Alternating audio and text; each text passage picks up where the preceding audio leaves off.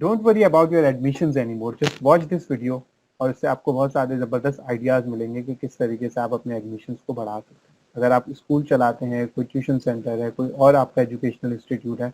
तो आप ज़रूर इस वीडियो को देखिए। मेरा नाम उमर मलिक अमान है और अल्हम्दुलिल्लाह 2010 से हम management and marketing consulting provide कर रहे हैं और हमारे मेजॉरिटी क्लाइंट्स में स्कूल्स और एजुकेशनल इंस्टीट्यूशन हैं। तो हम उनके साथ इतने अरसे से मार्केटिंग करके जिस नतीजे पे पहुंचे, बस उसकी एक मुख्तसर सी मैं लाइव केस स्टडी आपके सामने रखना चाहता हूँ। पहले बहुत से लोगों को ये लगता है कि सोशल मीडिया का दौर है तो बस सिर्फ सोशल मीडिया के ऊपर पेजेस हमने बनाने हैं और वहाँ पे फेसबुक और गूगल एड्स रन करने और हमारे स्कूल या कॉलेज या इंस्टीट्यूट में एडमिशन आ जाएंगे। तो ये बिल्कुल भी ठीक अप्रोच नहीं है। ऐसा नहीं होगा। आपको पूरी स्ट्रेटेजी बनानी पड़ेगी अगर आप अपने स्कूल में या अपने कॉलेजेस में एडमिशन्स लेना चाहते हैं। तो अब उसमें करना ये होता है, मैं पहले चंद मिसालें दे देता हूँ। पेशावर में एक स्कूल खुला और उस स्कूल ने पहले साल ही 500 एडमिशन्स सिक्योर कर लिए without any form of digital marketing. अब उन्होंने ये कैसे किया? उन्होंने स्पेसिफिकली जाके पेरेंट्स से इंटरेक्शन किया और पेरेंट्स के प्रॉब्लम्स को जाना और फिर उन प्रॉब्लम्स को अपने स्कूल में सॉल्व करने की कोशिश की और फिर पेरेंट्स को दोबारा कम्युनिकेट किया कि ये आपके प्रॉब्लम्स हैं और हम इन प्रॉब्लम्स को इस तरीके से सॉल्व करने जा रहे हैं अपने स्कूल में। तो लोगों का ट्रस्ट बिल्ड हुआ और दे गॉट द एडमिशन। इसी तरीके से आपको अपनी मार्केटिंग में अपने यूनिक सेलिंग प्रोपोजिशंस बनाने पड़ते हैं कि वो चीज़ें जो आपका स्कूल या इंस्टीट्यूट कर रहा है और कोई और नहीं कर रहा। जैसे एक इंस्टीट्यूट की मिसाल है कि उनके पास स्टूडेंट्स बहुत कम थे तो उन्होंने इसी को अपनी स्ट्रेंथ बना लिया कि we have a less crowded classroom. तो आपने इस तरीके से पूरी मार्केटिंग को जो है ना वो लेकर चलना होता है। मैं आपको थोड़ी सी एक प्रेजेंटेशन के जरिए चीज़ें तफसील से बता सकता हूँ कि हम किस तरीके से कंसल्टिंग कर रहे होते हैं ताकि आप उससे आइडिया हासिल कर सकें और आप भी अपने स्कूल की मार्केटिंग को बेहतर कर सकें। अच्छा, जब सबसे पहले आपने जिस चीज़ पे काम करना है वो है मार्केट एनालिसिस। अगर आप मार्केट को नहीं जान पाएंगे तो आप बहुत ज़्यादा पैसे एडवर्टीजमेंट और मार्केट और फेसबुक मार्केटिंग या गूगल एड्स पे खर्च कर देंगे और आप अपने टारगेट ऑडियंस को कन्विंस नहीं कर पाएंगे। तो आपने सबसे पहले मार्केट एनालिसिस करना है, जिसमें आपको ये देखना है कि आपके स्पेसिफिक टारगेट ऑडियंस है कौन, ठीक है ना, उनकी क्या ज़रूरियात हैं, उन पेरेंट्स को या उन बच्चों को अपनी एजुकेशन में क्या प्रॉब्लम्स फेस हो रहे हैं जो आपका इंस्टीट्यूट सॉल्व कर सकता है।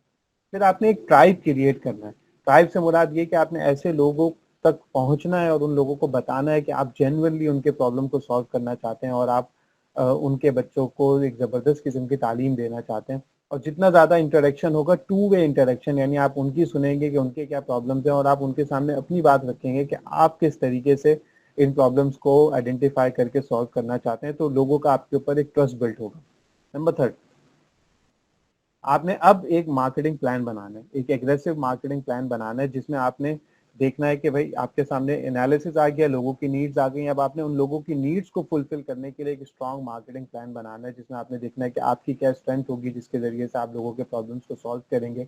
और आप किस तरीके से जो है ना वो बात कम्युनिकेट करेंगे लोगों तक और किस तरीके से उनके फीडबैक्स को मुस्तकिल तौर पे लेते रहेंगे ताकि वो ज़बरदस्त तरीके से आपके साथ अलाइंड हो जाएं और जेल हो जाएं।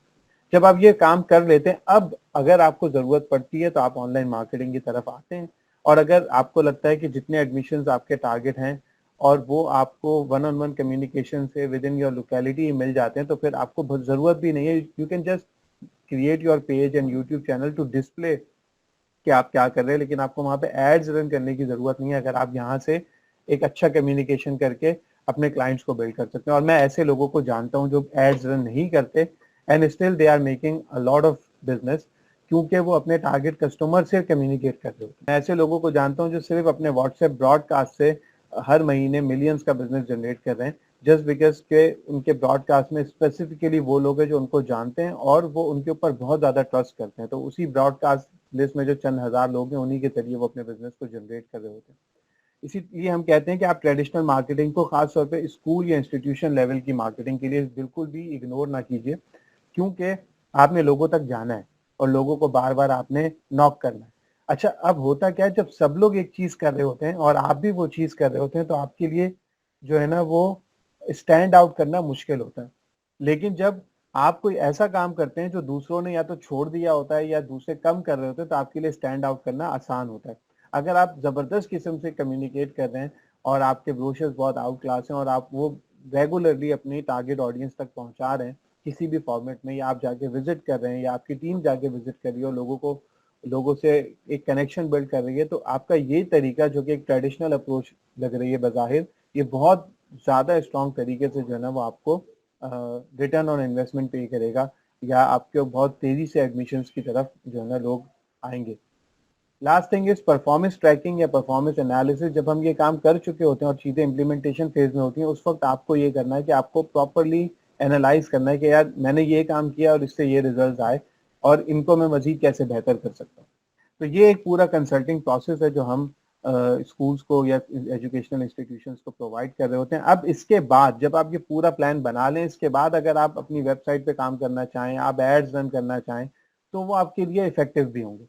और यूजुअली क्या होता है, अच्छा जब हमने ये काम शुरू किया था तो हमने एजेंसी सर्विसेज भी दी मार्केटिंग कंसल्टिंग के साथ-साथ, लेकिन हमने नोट किया कि एजेंसी सर्विसेज में जो नुकसानात हैं, वो ये हैं कि बहुत दफ़ा लोगों के पास एक पूरी मार्केटिंग स्ट्रेटजी नहीं होती और एजेंसी अपने तौर पे बहुत अच्छा काम कर भी ले,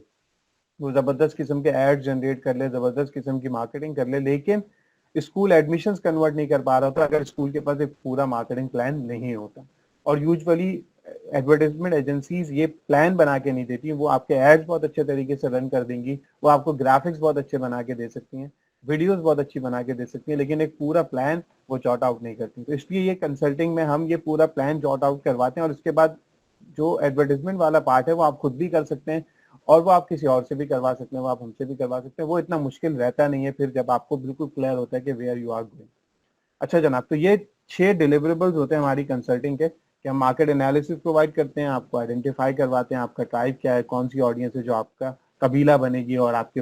प्रोडक्ट को लेगी, आपकी सर्विस को लेगी। फिर मार्केटिंग प्लान बनता है, फिर हम ऑनलाइन टूल्स की तरफ जाते हैं, ट्रेडिशनल टूल्स की तरफ जाते हैं और हम परफॉर्मेंस एनहेंसमेंट के टूल्स को देख रहे होते हैं और परफॉर्मेंस को ट्रैक करके आगे बढ़ा रहे होते हैं। यूजुअली ये जो हमारा कंसल्टिंग प्रोसेस है ये 3 महीने का होता है